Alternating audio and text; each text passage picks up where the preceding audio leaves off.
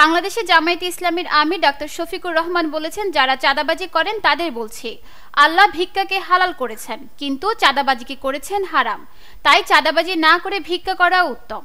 অথবা আপনারা যদি আমাদের কাছে সহযোগিতা চান, আমরা আপনাদের সহযোগিতা করতে প্রস্তুত, কিন্তু আল্লাহর ওয়াস্তে চাঁদাবাজি করবেন না।